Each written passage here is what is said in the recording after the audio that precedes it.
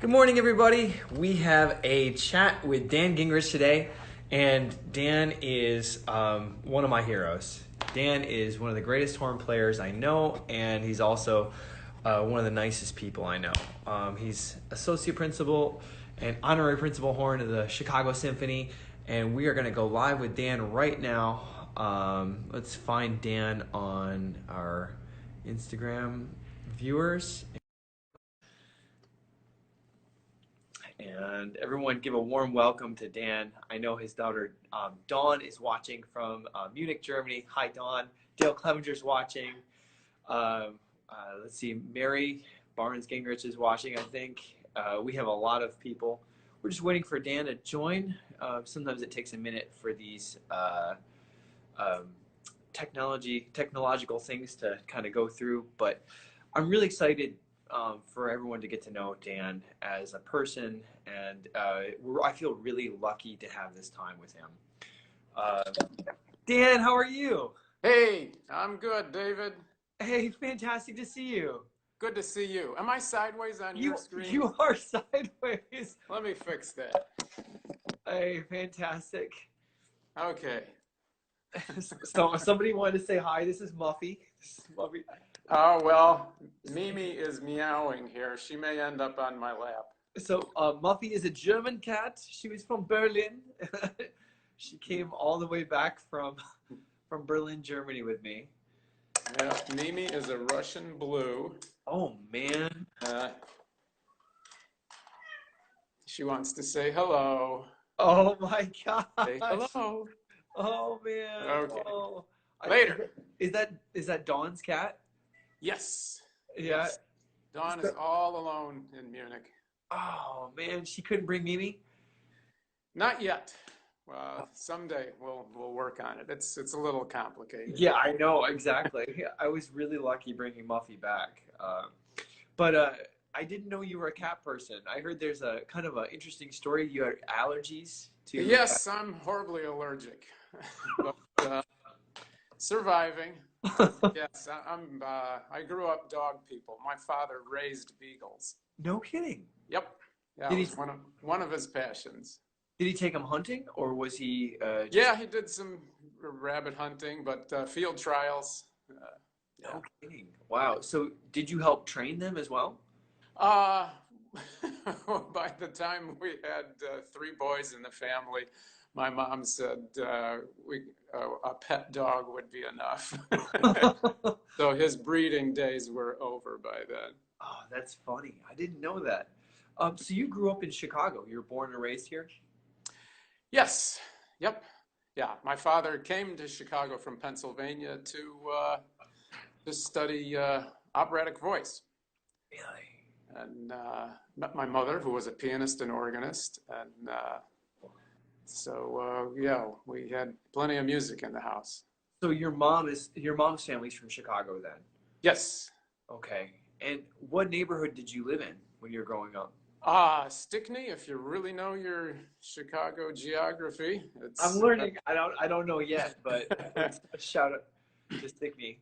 Berwyn was a Bohemian community, and a lot of us Bohemians there in Berwyn. So by Bohemian, you mean Czech? Czech. Right? Czech Yep. American? Wow. Yep. So there are a lot of Czech immigrants, Czech influence in Chicago, and especially the Chicago Symphony. Yes. Yeah. Yeah. You know, the Civic Orchestra was founded in 100 years ago, just after World War I, when originally Theodore Thomas, his orchestra was almost exclusively German. Yeah. But being German wasn't too popular during and after World War I. Yeah. And they were really looking to cultivate local talent. That's why the Civic Orchestra was founded. No kidding. And yeah, a lot of Bohemians came into the orchestra after the German era. Yes, yeah.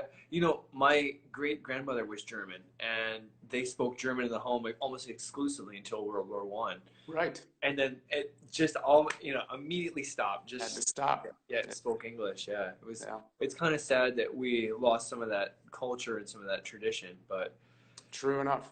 yeah. Um, could you talk a little bit about what it was like to grow up in Chicago at that time? What were some of your passions and pastimes? Well, of course, my father, the singer, he sang all the time, and as soon as the kids were old enough to carry a tune, he would harmonize while we carried the tune. Then the next step was it was our turn to harmonize, and this was without reading any music yet. Wow. So that kind of training happened a lot in the family court, and in the car where we were captive. It was constant. My mom attempted some piano lessons, but when we started brass instruments, that came to an end. Yeah, same for me about. So with a quartet singing, I guess it's a quartet. You guys did four-part harmonies. We've done some of that in my family, and I did that for a while some years ago with Mark Kramer in the CSO and a couple other musicians. Well, David Chickering was in the CSO at that time too. So it's like three out of the four of us were CSO members, and we had a quartet. That was lots of fun. No kidding. I didn't know that.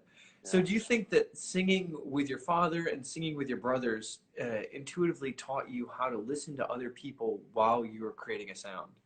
Absolutely, yeah, and the improvised harmonizations, it led me to just love doing that, and playing the horn, often a middle voice in the orchestra. Uh, it I've always enjoyed being part of an ensemble, not necessarily being a soloist. Wow. Well, what I noticed is so when I've played with you, you're just able to listen to me and automatically, like intuitively predict what I'm about to do and go with it. And it's so much fun to play with you because we're just right there together. But I hear you do that with other, musicians in other sections. You'll do that with the winds, you'll do that with, and could you talk a little bit about that and how it transfers into the orchestra? Well, I mean, we hope so. Um, yeah, but it's all about listening. It's all about chamber music. I mean, unless you're doing an unaccompanied solo, everything we do is chamber music. A Wow. symphony orchestra is just chamber music on a very large scale. And yeah, listening is at least as important as making a sound. Wow. Yeah, I mean, it's one of the things I really take from you is just like your ears and your radar are so big.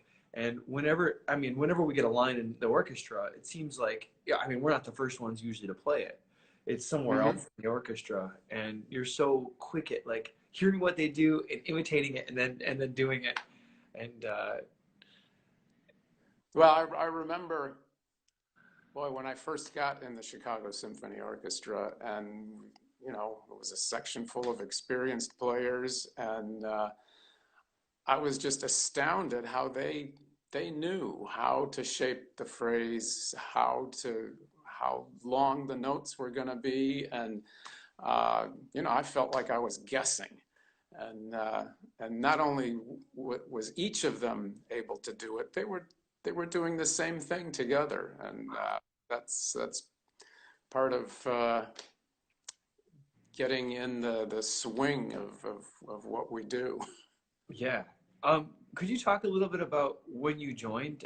You were the kid in the horn section. You were maybe 22 when you joined.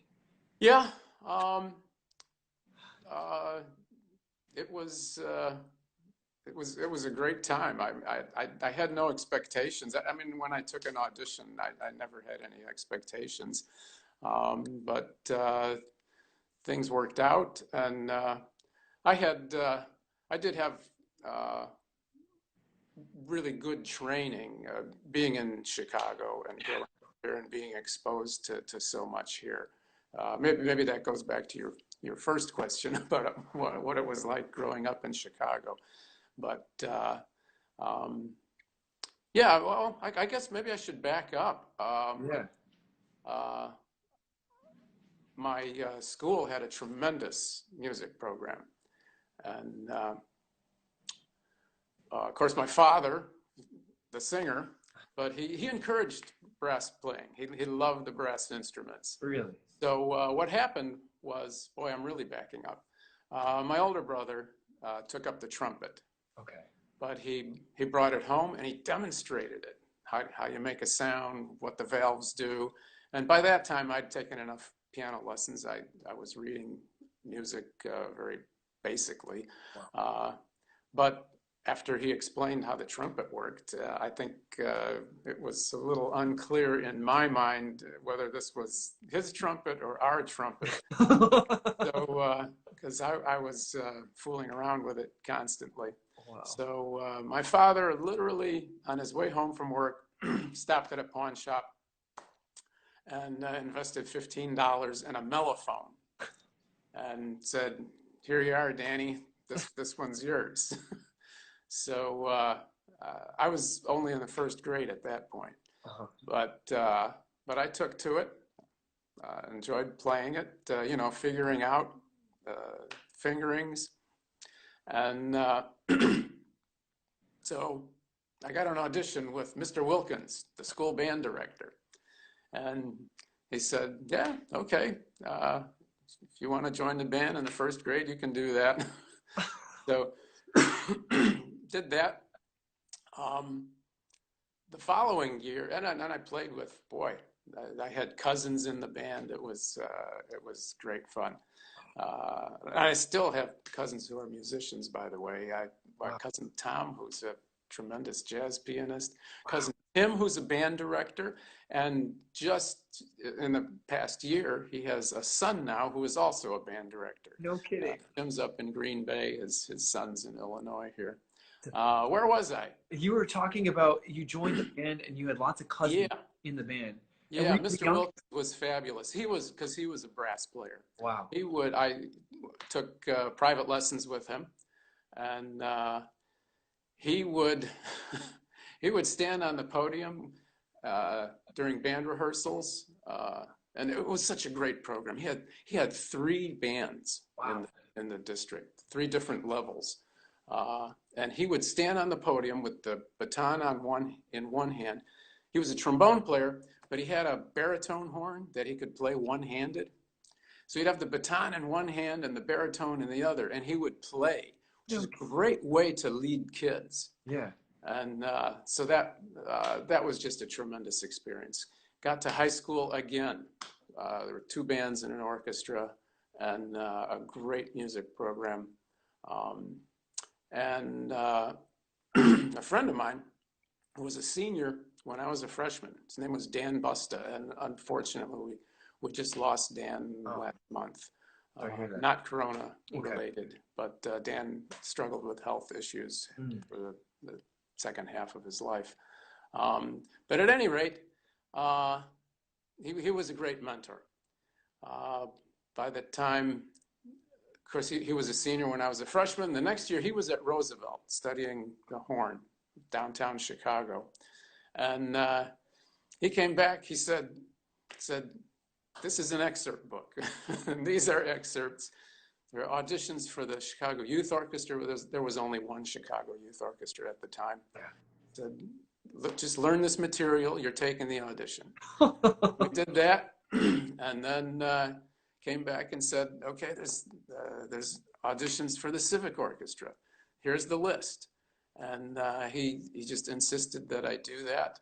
And so when I was 16, I was playing in youth orchestra and civic, and going to CSO concerts. I should tell you about my very first CSO concert. Yes, please. It was Good Friday, so I was able to go to the concert in the afternoon without actually cutting school. And it was Schulte conducting Mahler second. And I was just completely blown away. I remember walking up those stairs to the gallery, and by the time I was walking down the stairs, I thought, wow, I really want to do everything I can to be able to make this my life. I want to do this. What about it, like, captivated you, or what inspired you? Just the total sound. You know, remember, I played in band. I love being a member of an ensemble. You know, you put two musicians together, and you know, that's boy, we miss it horribly. Yeah, we sure do. During this time where we can't physically be in the same room.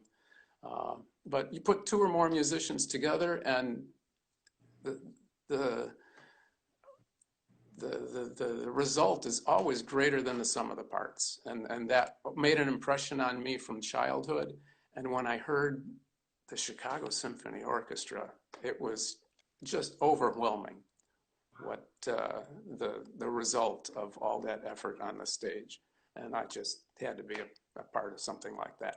Yeah, I felt the same way when I heard it. I was just like, I got to do everything in my power to be part of something like that. Yep, absolutely. You know, and that's kind of why I've dedicated my life to music, is because it moved me so much that I was like, I want to be in something like that, where a group of, 50 to 100 people are all working together, and then making chamber music in this large ensemble and communicating without words.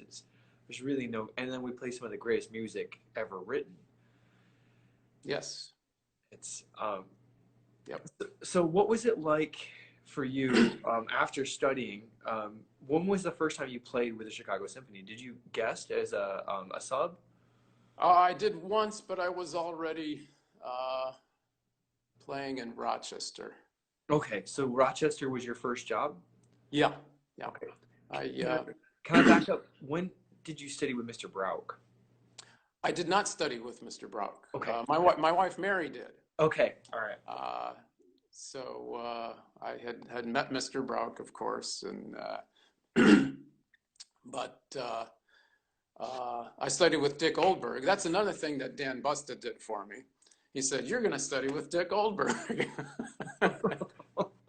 So he arranged that, and I studied with Dick Oldberg from the time I was 16 also. Unbelievable. And, what did you learn from Mr. Oldberg? Quite a lot. Extremely intelligent man. Yes. And yes, I mean, but it wasn't just academics. Very musical, and he insisted on memorizing things. Oh, wow. Which was good. And memorizing solo pieces, or your orchestral parts as well? Well, he made sure you knew, the famous ones for sure, but mostly concertos is what I was referring to. Okay. He wanted those memorized. Oh. And he didn't believe in warming up. No kidding. So, yeah. What was his philosophy? That's actually pretty helpful if you're at an audition, when you never know what you're going to play or when, and you can't afford to be worrying about it too much. Wow. Yeah. So his philosophy was just, you could pick up the horn at any time and just be ready to go. Yep. Yeah. And fortunately, I did pretty well with that, because I told you my older brother played trumpet. My younger brother ended up playing trombone, and then we were a brass trio. Of course, my father was a singer. My mother was the pianist, and we played in church constantly. And we were invited to other churches, so we were doing all kinds of performing along that line. But there's nothing better. I tell you, if somebody wants audition advice, volunteer to play a solo in church. Yeah. You sit there and you have to play cold. So nothing better than that. So when I got to Mr. Oldberg, and he thought you should just be able to pick up the horn and do whatever play anything, I was fine with that. Do you have a warm-up routine now, or did you carry Yes. that? You know, even Dick, when he got older, he realized, maybe warming up isn't such a bad idea. And Yeah. I think we all experience that. Our physical needs change, and you have to stay on top of that. Yeah, I think for me, just the consistency that you bring, excuse me, every day to orchestral playing. I mean, you're consistently early, like an hour and a half early, which is like, I mean, that's such a gift because I know every time I walk in there, it's like, I'm going to see you first and then I'll see everybody else. But also that same sort of consistent mentality is when you pick up the horn, I just know it's going to be there. I don't doubt it. Does that come from your warm up, or do you have any tips for building consistency? Oh, well, uh, boy, I don't know. I don't know about tips for building consistency, but you use the term warm up. And I wonder if that just doesn't sometimes mean different things to different people. Huh. Yeah, I think you're right. You know, warming up for some people is a protracted thing that involves all kinds of exercises and drills and really more like a workout that I would term it more of a workout than actually a warm up. Huh.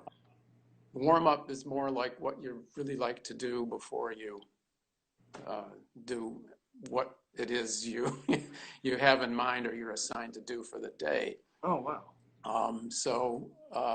Well, you know, if you think of athletes, they stretch, they warm up, they do drills, they do exercises, Yeah. and then they actually get around to playing the sport for real. And they're all different combinations and levels of things. Oh, wow. So sometimes I think the terminology itself it can be confusing. Yeah. For me, actually warming up is like the first thing you do. I think the focus just needs to be sound production. Huh. Okay. Because sometimes, you know, I wake up in the morning and it's not really happening very well. No, yeah, after like a big day. So yeah, I think sound production is the first. And I've actually said to people a couple of times lately that uh, don't even try to play in tune at the beginning, because if you're not making the best sound you're capable of making, don't tune that. Wait until you're making a good sound. Yeah. Okay, now let's tune that. Now let's play in rhythm. Now let's do everything else we have to do. Wow. But I think sound production needs to come first. And so backing up to actually warming up, I think that's step one. Then you can add things. You can add, you know, expanding range up and down and dynamics and whatever else. But just basic sound production should come. When you focus on the sound, you're focusing on making like an ideal sound, or what do you focus on when you're doing your sound production? Efficiency, purity, I think are good words to keep in mind. Okay. Yeah, I always worry about people who fall in love with the sound of the horn and want to play it because they've fallen in love with the sound. Because our instrument, of all instruments, is the audience hears it indirectly. Wow. It's the sound is reflected and it's diffused. Oh. And I like to think of it as the player produces sound A. Yeah.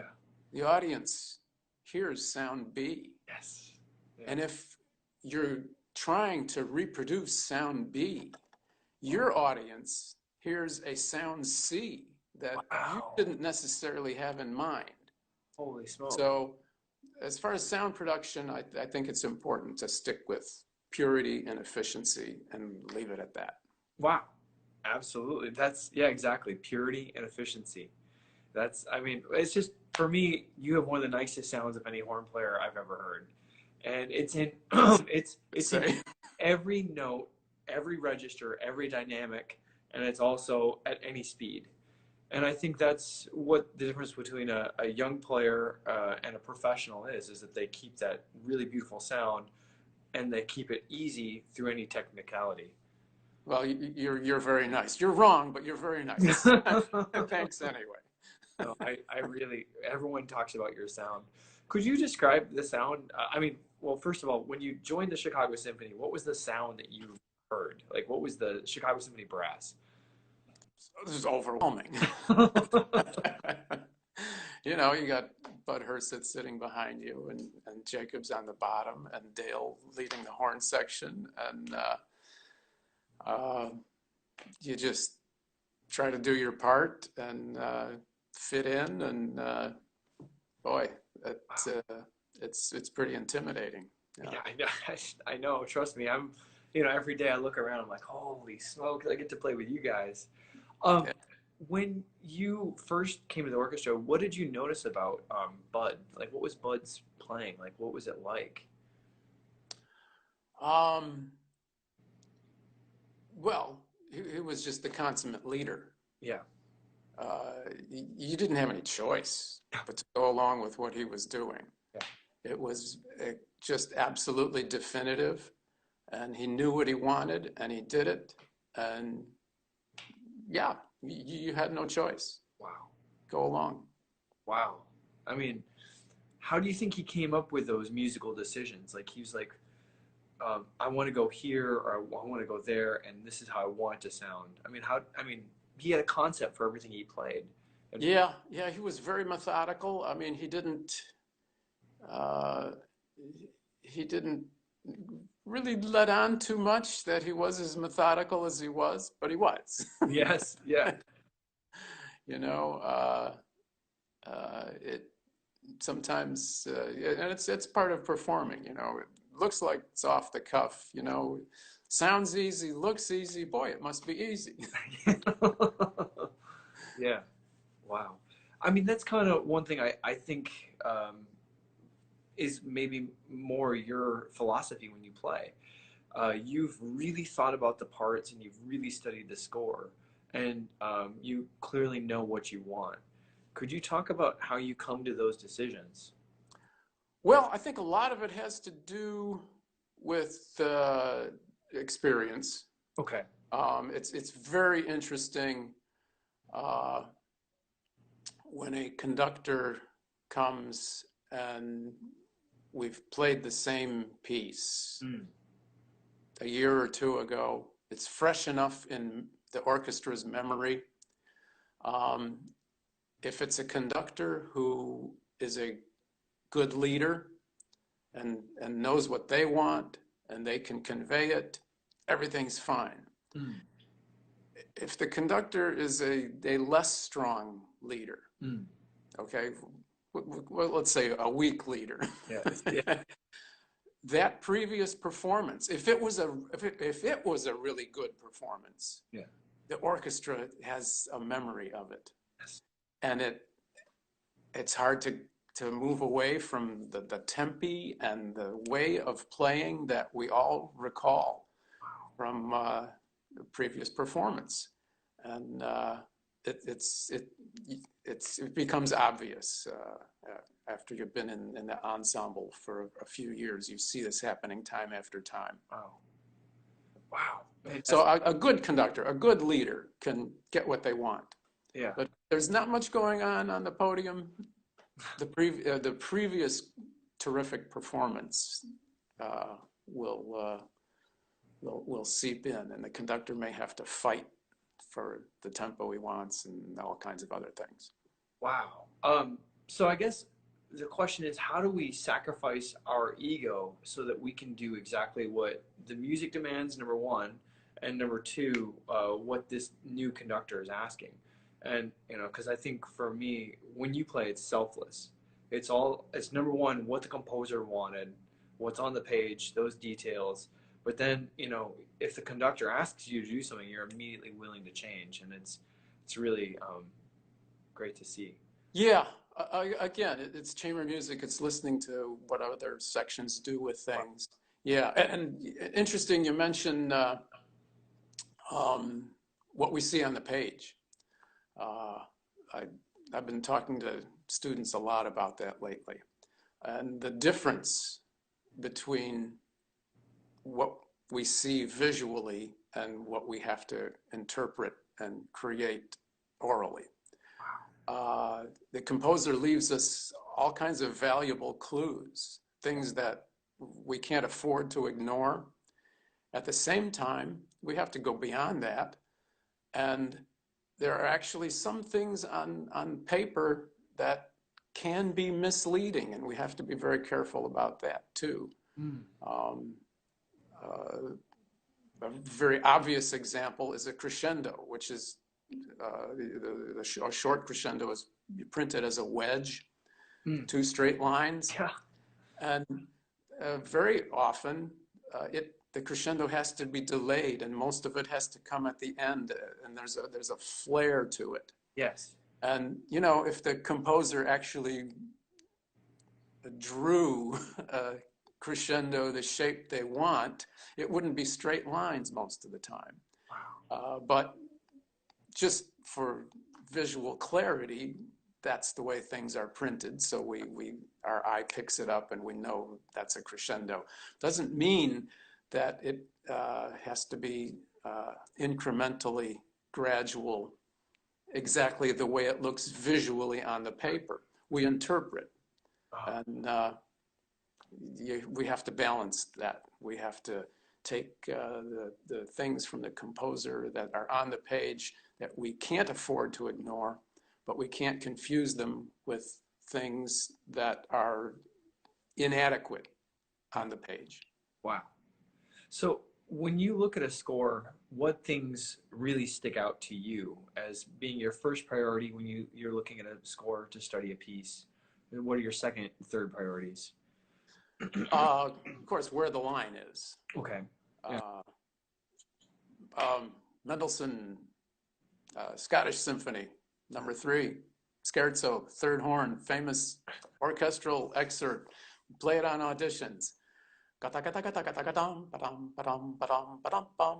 Well, okay, the tune is but then is not the tune. Mendelssohn doesn't give you a new dynamic at that point. Okay? Yes. So yes. The right thing to do is to back off when you Yes. get the repeated pitch. Yes. The non-thematic repeated pitch. But, you know, it just says, fortissimo, go and enjoy it. And so you have to watch for things like that. Where is the line? That's first and foremost. Are you carrying the line? Are you supporting it? Yeah. Wow, fantastic. Oh, man. Okay, so I would love to back up a little bit. What was your audition like when you got into Chicago Symphony? You want audition stories? Yeah. Actually, I got a couple of good audition stories before that. My first job was in Rochester, second horn, and it was mid-season. So the first horn player, Maurice Econ, called Dale Clevenger, said, can you send a few people that you can recommend? And I was one member of Civic that he suggested, go ahead and take this audition. And they liked the way I played, but I was 19 years old and they were a little unsure if this was a good idea. So they gave me a trial, and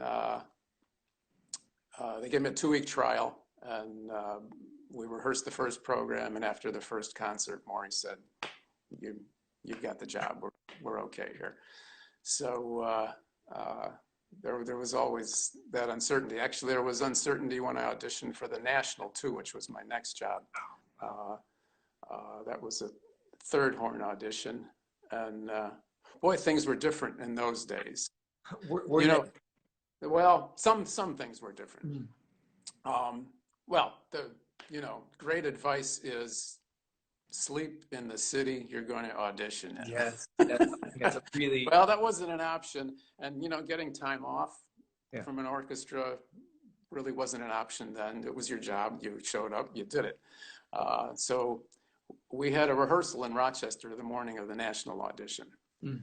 So when the rehearsal was over, I drove to the airport. Of course, there was no security. You just walk in, and I didn't have a suitcase even. I just had my horn, got on the plane, flew to Washington, and I actually arrived at the Kennedy Center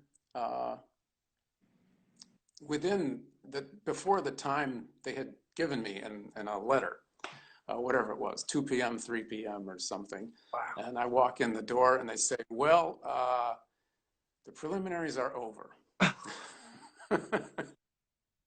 And I just stood around for a few minutes, and they came back and they said, well, the committee has decided, since you're actually on time, they'll hear you. So I said, so you're playing now. So, Now. so played my audition. Once again, they thought, this guy's young. Do we want to take this chance? So their idea was, you know how the audition list always says at the bottom, sight reading may be required? Yes. Instead of that, to try to get, to gauge whether my training had any depth or not, they said, please play the Tchaikovsky Fifth Solo and the Mendelssohn Nocturne, both from memory. Wow. Wow. So I did that, Yeah. and they said, okay.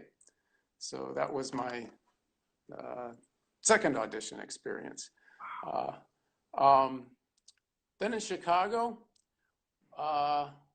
okay, that was your question. What was the Chicago audition like? Yeah. Well, again, I didn't have any real expectations. But the one thing I remember, and you know, we didn't have YouTube, we didn't have recordings that were as easy to access as we do today. Wow. There was a lot of repertoire I didn't know. Wow. And one of the things they asked for that wasn't on the list was played the Dvorak cello concerto between Dale and Dick, sitting in the middle playing second. And I'd never heard it. I didn't know it existed at that point. But so that made a big impression. I learned it real quick after that. Unbelievable. And you used probably that radar. You probably just listened to the breathing of everybody, and you just followed along and just played the music, right? Yeah, just read it and listen as hard as you can and see what you can do. Unbelievable. How did you find recordings at that time to listen to? I mean, what was your? Yeah, they were LPs, and again, my friend Dan Busto was at Roosevelt. I ended up at Roosevelt. I was only there 3 semesters, but you know, go to the library and you take out the LP and you'd sit down at a turntable with headphones, and you'd taken the score out of the library too, and you follow the score and listen to the LP, and yeah, listen to as much as we could, but it was not as easy as it is now. I mean, I can't help but to think it's almost like we have so much information, so many recordings, so many scores that we're just like, I don't know where to start. And if you just have like 5 albums, you're like, well, I'll just pick number 1 and start there. You know? Yeah. Wow. The scores are important, though. Yeah. It's very good to see what else is going on in the orchestra. Yeah. I mean, when you started, did you start with the melody line, the bass line, and then you kind of were like, oh, what's in between? Yeah. Well, horns are often in between somewhere. We are. Yeah, that's absolutely right.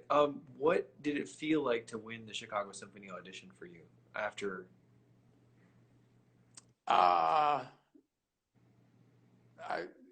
It felt great, Yeah. Of course, but again, I didn't come in with expectations, and then think, wow, you know, I'm going to be playing in a section with my teacher now, and Dale. I played in civic for 3.5 years with lots and lots of sectionals with Dale, and I'm going to be part of it, and I'm just going to do my best to make my contribution. Wow. What did you learn from Dale? Like, what memories do you have? What did you take away from working with him? Well, his passion for music. You can't miss that. And really, for music more than horn playing, and also the discipline that things have to be right. Mm. And whether it's rhythm or listening, and both those things in combination. Do you have any stories about working with Dale? Anything, any fond memories you can share? Well, just a general fond memory feeling. I'm very poor at actually dredging up specific stories unless when I'm reminded of something. Okay. Maybe the times when you did the quartets on the boat. Didn't you do horn quartets with Dale? Oh yeah. We did an annual. It was a fundraising event on one of the Wendella boats. Yeah. Was that the architectural tour boats that go in Lake Michigan and the Chicago River? And Dale would get on the microphone and tell stories. And oh yeah. Yeah, those are sure really fun. Yeah. Those are fun. Could you talk about what it was like the first time you played Mahler 5 with the Chicago Symphony? Do you know this story already? I don't. First time I played Mahler 5. We used to do a series of 10 concerts in Milwaukee, Monday nights. And we had a chartered train from Chicago to Milwaukee, to and from. And Schulte was doing a Milwaukee concert. And I don't know what the issue was. I don't remember if the soloist was unavailable for the Monday, or he didn't like the program, or whatever it was.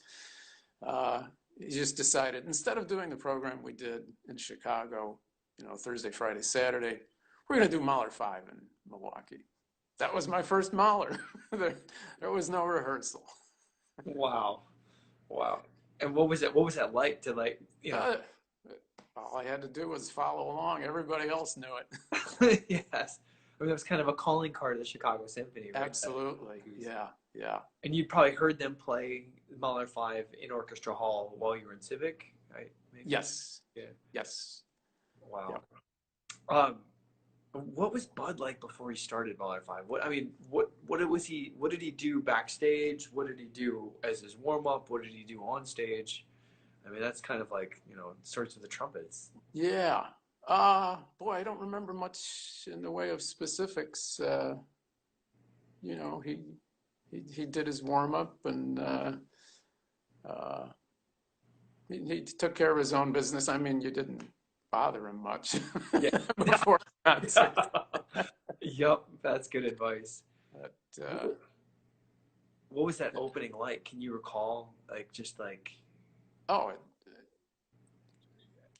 from the first note, you're drawn in. You're there. I mean, you got to be with him, because he just, that's what he did. He led. He drew everybody in, and it was you couldn't help yourself. Wow. Inexorable. Yeah. Wow, unbelievable. And of course, probably those moments with Mr. Jacob. Yeah. Just the human voice on the tuba. Right? Yeah. So vocal, so singing. I having been there way back then and here now, I just wonder. I've often wonder what it would have been like to have Muti as music director and Jacobs at the same time, because Muti's approach is so vocal, and Jacobs' approach was so vocal that it would have been fun and interesting. It sure would have. Could you talk a little bit about Mr. Jacobs? Did you study with him at all? I didn't study with him per se. Okay. You know, we'd talk about things. You know, in spite of the way people see him as so knowledgeable about all kinds of detail and analysis, he didn't want to go there if it wasn't necessary. Huh. You know, his philosophy was, if it ain't broke, don't fix it. Wow. And keep it simple. Wind and song, or song and wind, however you want to look at it. And, you know, again, the song part was assumed. Wow. Okay, you're going to play this instrument, but it's assumed that you're capable of singing, that you're capable of, you know, of singing a phrase. And really the simplicity of his approach generally was more obvious than all the detail about breathing. Wow. Or anything else. I think that's the mark of a great, I mean, true genius is where you can see this thing that's super complicated and then break it down to its simplest form. I mean, someone like an Einstein or a Stephen Hawking can take these, you know, complex theories and then distill them for someone like me. Yeah. Maybe not. I can't do Einstein or Stephen Hawking, but you know, I could definitely do someone like Neil deGrasse Tyson. He understands all this.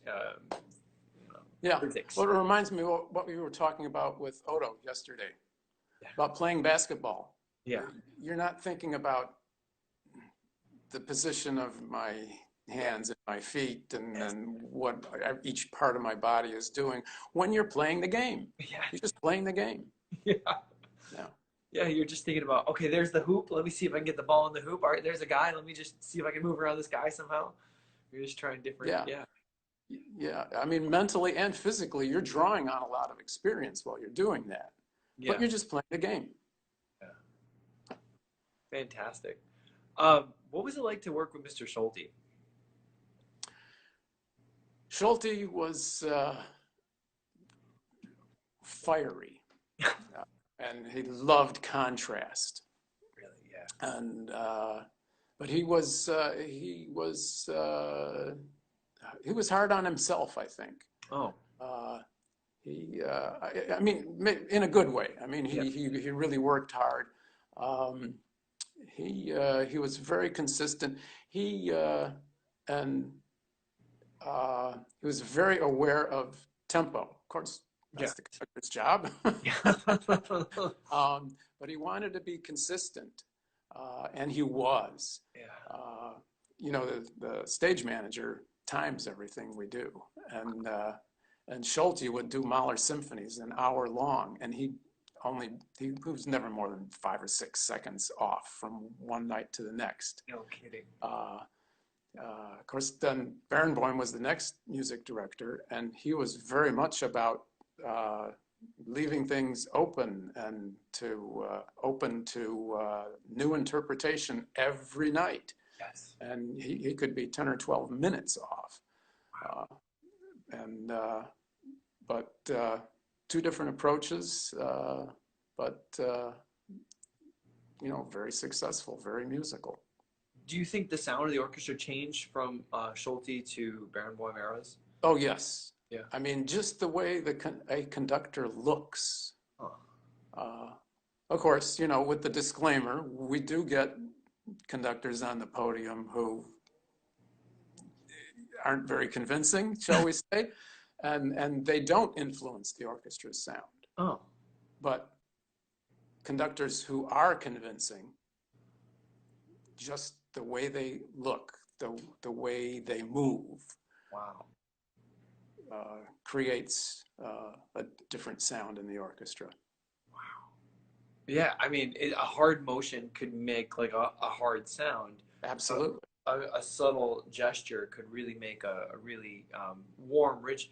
I think High Tink is one of the best examples of those for me that I've worked with. Like those gestures that are just so relaxed and organic. He pulls the sound out of the orchestra.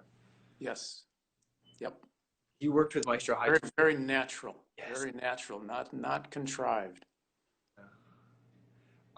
So we have about 10 minutes left. I really want to just ask you about what you would like to tell young musicians who are joining a section full of people who have, or young musicians who are joining a group full of senior members. What advice would you give to them, having had that experience yourself? Well, I was lucky because I respected everybody in there, and I think you have to respect the older players, which I'm saying to you. I do. It's Pardon easy me with for you guys. that. It's easy She's with you the guys. cat's tail here if she's in the picture.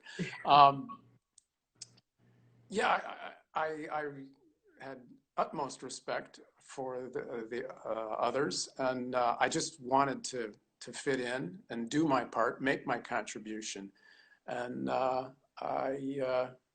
don't know. I hope that's what people do. We talk about the chamber music thing, and I hope folks really take that to heart. It's great to play solos. I enjoy playing solos. You obviously do, but it's just chamber music on a large scale, and we make our contribution, and then enjoy the experience because the result is going to be greater than the sum of the parts, and it's a fabulous experience. We have some of the best seats in the house for the best music. Absolutely. When you say contribute, I really think the word giving comes to mind, and Sure. that's a word that I would think of when I think of you. It's just Oh, well, incredibly giving with, your music. You give all. You always do your best. I just think giving. I play in a section that does the same thing. Yeah. Uh, Everybody's fabulous.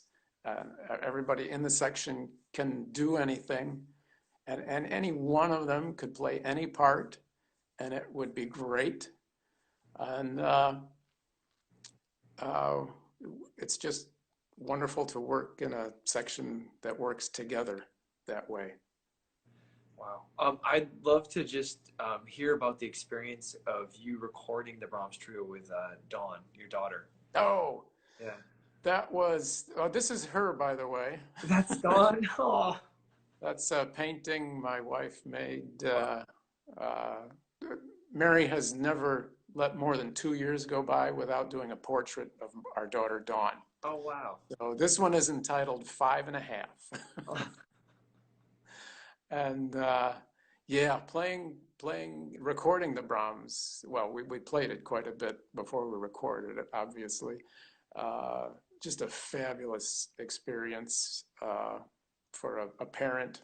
I can't imagine anything more fulfilling. Wow. And Yeah, to see your daughter go from that picture behind you to now a colleague and someone whose musical voice we respect. And yeah, even that recording, I mean, it's more than 10 years old now, but that was just a wonderful project. wow. We had the time of our lives.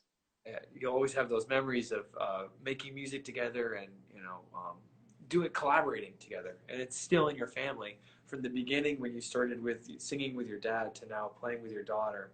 It's just so special to see how that music transfers through your family through the generations.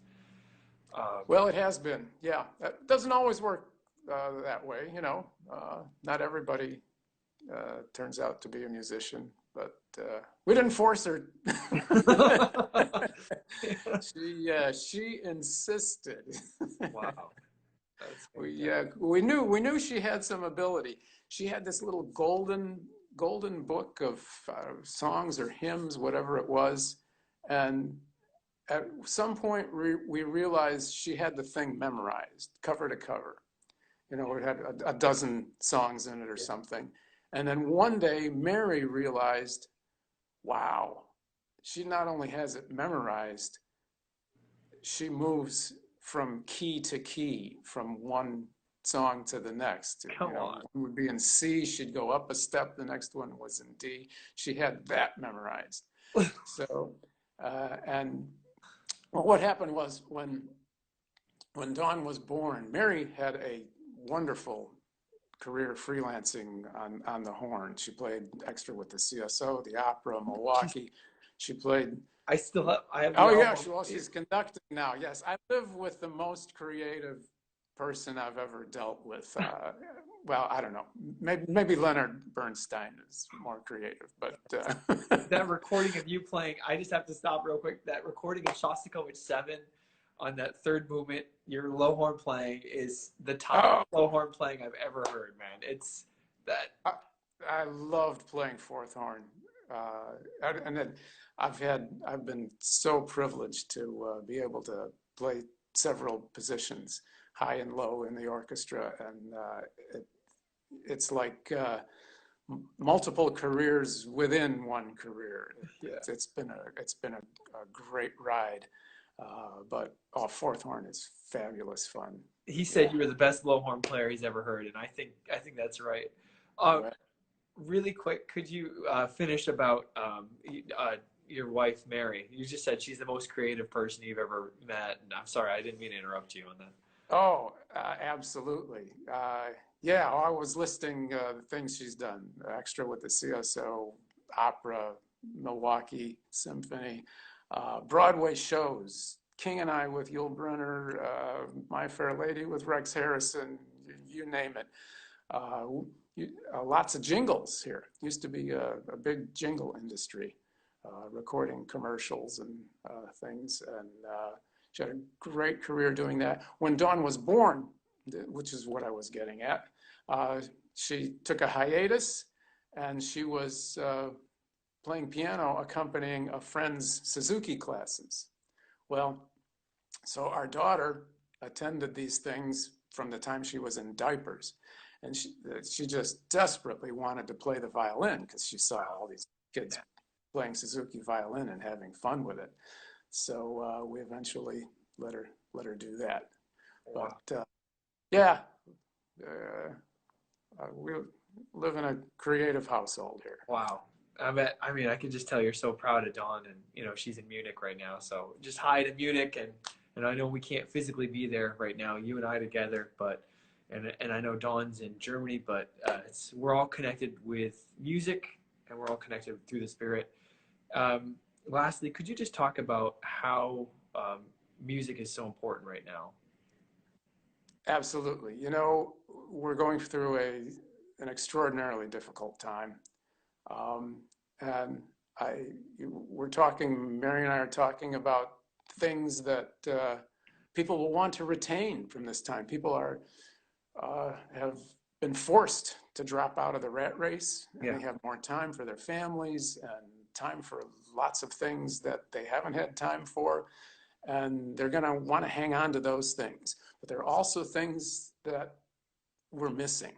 Yeah. And I think music and experiencing it the way, the genuine way where people are able to get together in the same room, on the same stage, playing together, live music.